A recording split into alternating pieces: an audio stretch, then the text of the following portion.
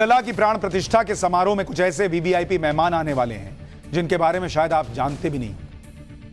और ये कोई नेता नहीं, ये कोई अभिनेता नहीं है, कोई बिजनेसमैन भी नहीं है, फिर भी ये राम मंदिर के उस कार्यक्रम के बहुत खास मेहमान है, वीवीआईपी। और इन वीवीआईपी के बारे में नरेंद्र मोदी ही सोच सकते थे। ये कौन लोग हैं, इनके बारे में आज आपको बताऊंगा। आप सुनेंगे तो हैरान रह जाएंगे। लेकिन पहले देख लीजिए कि प्राण प्रतिष्ठा को जब 17 दिन बचे हैं तो उससे पहले राम मंदिर कैसे भव्य आकार ले रहा है।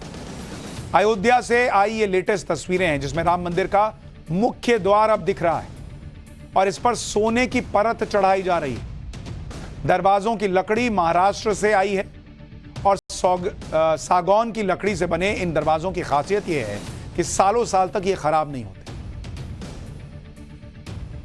मंदिर के 14 दरवाजे हैं और उन सारे 14 दरवाजों पर सोने की परत लगाई जा रही है। चांदी की परत चढ़ाई गई है 30 दरवाजों पर और राम मंदिर में कुल 44 द्वार हैं। तो 14 पर सोने की परत और बाकी 30 पर चांदी की परत। यह राम मंदिर के गर्भगृह में जाने का रास्ता है जो आपको दिखा रहा हूं, जहां राम लला विराजेंगे। गर्भगृह में जाने से पहले प्रवेश द्वार पर हनुमान जी की मूर्ति भी स्थापित की गई। ये देखिए, हनुमान जी की बड़ी भव्य मूर्ति नजर आ रही है। इसके अलावा सिंह द्वार पर सिंह, गजराज और गरुड़ देव की मूर्तियों को स्थापित किया गया। ये देखिए, सिंहदेव नजर आ रहे हैं सिंह द्वार पर, गरुड़ देव नजर आ रहे हैं और गजराज नजर आ रहे हैं। इन मूर्तियों की खूबसूरती राम मंदिर की भव्यता पर 4 चांद लगा रही है। प्राण प्रतिष्ठा के लिए अयोध्या में वर्ल्ड रिकॉर्ड बनाने की भी तैयारी चल रही है। अयोध्या में सबसे बड़ा दिया तैयार किया जा रहा है। दीप जलाते हैं ना आप, दुनिया का सबसे बड़ा दिया बन रहा है। देखिए, अयोध्या में 100 टन मिट्टी से दिया तैयार हो रहा है। यह दिया रामघाट के तुलसी बाड़ी में बन रहा है। मान्यता है कि यह वही जगह है जहां श्री राम सरयू में स्नान करने के बाद तुलसी जी की पूजा करते थे। इस दिए को 19 जनवरी को शाम 5 बजे प्रज्वलित किया जाएगा। उस दिन नवमी है। नवमी तिथि को ही भगवान राम का जन्म हुआ था। अयोध्या में श्री राम की प्राण प्रतिष्ठा के लिए भक्तों में इतना उत्साह है कि लोग सैकड़ों किलोमीटर दूर से साइकिल चलाते हुए अयोध्या आ रहे हैं। राम भक्तों की एक टोली हैदराबाद से साइकिल यात्रा करते हुए अयोध्या पहुंची। ये श्रद्धालु नंगे पैर साइकिल चलाते हुए अयोध्या के लिए निकले और करीब 1300 किलोमीटर का सफर तय करके अयोध्या पहुंचने में इन्हें 17 दिन लगे। भगवान राम को भेंट करने के लिए इन लोगों ने चंदा जुटाकर चांदी की ईंट बनाई, जिसे राम मंदिर ट्रस्ट को सौंपने के बाद ये लोग वापस लौट जाएंगे साइकिल से। साइकिल से आ रहे लोग इतने दूर से। इसी तरह से जोधपुर में महिलाएं अपने हाथों में मेहंदी से राम मंदिर बनवा रही। ये देखिए, मतलब आस्था इस समय अलग लेवल पे चल रही है बॉस। हाथ में राम मंदिर बनवा लिया लोगों ने ये मेहंदी से। अब आपको प्राण प्रतिष्ठा में आने वाले वीआईपी मेहमानों के बारे में बताऊंगा जिनके बिना राम मंदिर आज साकार नहीं हो रहा हो। ये मेहमान ना कोई नेता है, ना कोई अभिनेता है, कोई बिजनेसमैन भी नहीं। फिर ये इतने खास क्यों हैं जिन्हें नरेंद्र मोदी ने बुलाया? ये कौन वीवीआईपी?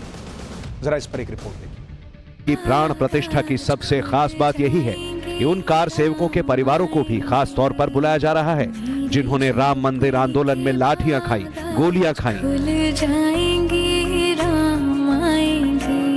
जैसे संजय सिंह नाम के कार सेवक के परिवार को आमंत्रण पत्र मिला, जिन्होंने 1990 की कार सेवा में गोली खाई थी और उनकी जान चली गई थी।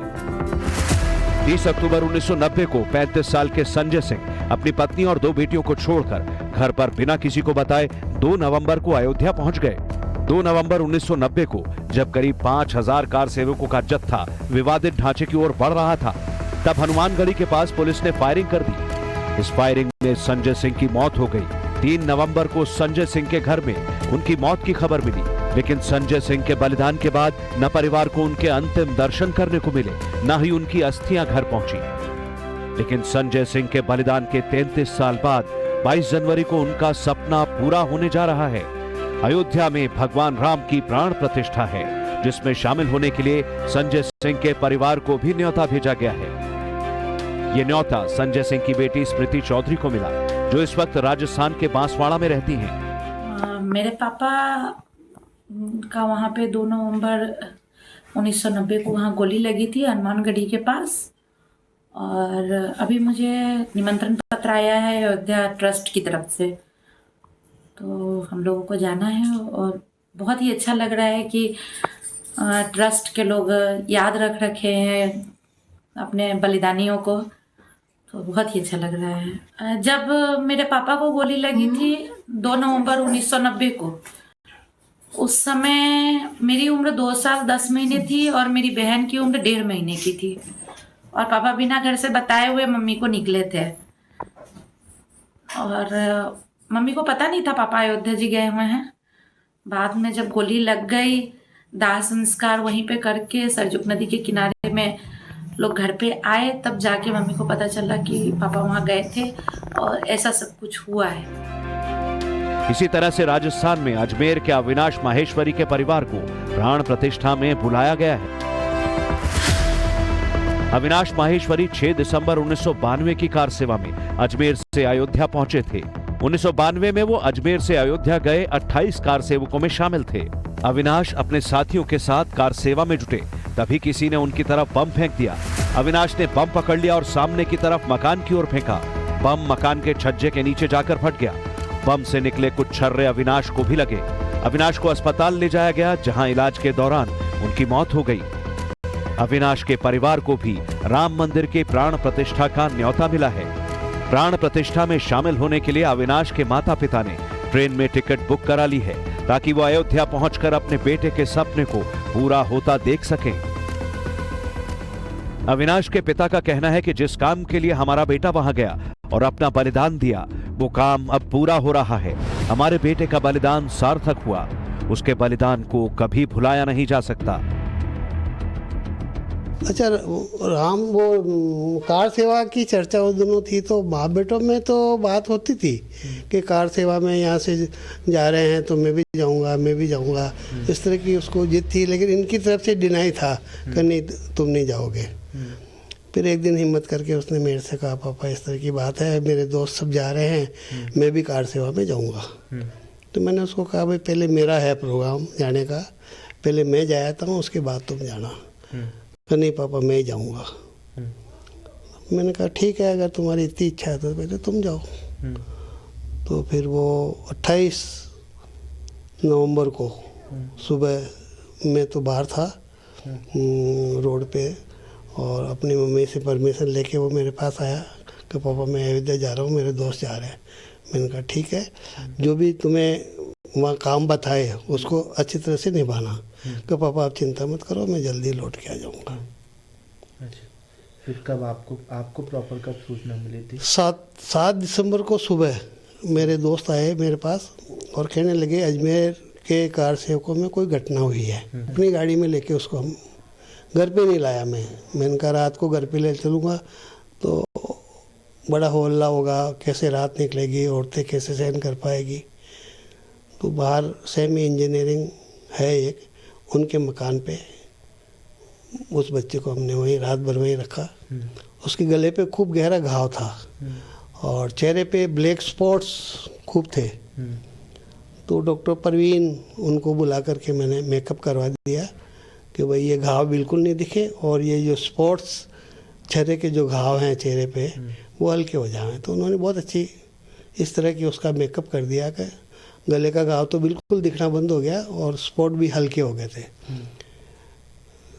RSS कार्यालय से उस बीच मेरे को समाचार मिले कि हम कार्यालय ले जाएंगे और वहाँ से जुलूस के रूप में इसको अंतिम संस्कार के लिए ले जाएंगे। मैंने मना कर दिया, मैंने कहा नहीं। ये वो परिवार हैं जिनके लोगों ने राम मंदिर आंदोलन में लाठियां खाई, गोलियां खाई, किसी की हड्डियां टूटी, किसी की जान गई। इन्होंने और इनके परिवारों ने उस एक पल के लिए बहुत कुछ झेला, बहुत कुछ सहा, जो पल 22 जनवरी को अयोध्या में भव्य राम मंदिर की प्राण प्रतिष्ठा से साकार होने वाला है। ऐसे कार सेवकों में एक नाम अयोध्या के जमुनिया बाग में रहने वाले संतोष दुबे का भी है। संतोष दुबे को 2 नवंबर 1990 को अयोध्या में कार सेवा के दौरान 4 गोलियां लगी, लेकिन गोलियों के घाव भी भगवान राम को लेकर संतोष की आस्था और कार सेवा को डिगा नहीं पाए। इसके बाद 6 दिसंबर 1992 की कार सेवा में भी संतोष दुबे मौजूद रहे और उन कार सेवा में संतोष दुबे के शरीर में 17 फ्रैक्चर आए थे। कई महीनों के इलाज के बाद वो स्वस्थ हुए और फिर से राम मंदिर आंदोलन में जुड़ गए। संतोष दुबे ने राम मंदिर आंदोलन से जुड़ी यादों को भी संजो कर रखा है। संतोष दुबे जैसे कार सेवकों के संकल्प और बलिदान की वजह से ही आज अयोध्या में भव्य राम मंदिर बन रहा है। हालांकि संतोष दुबे आज भी अयोध्या में अपने परिवार के साथ टूटे फूटे घर में रहते हैं। तो ये हैं वो वीवीआईपी गेस्ट जिन्होंने कार सेवा की, जिन्होंने राम मंदिर के लिए प्राण त्यागे।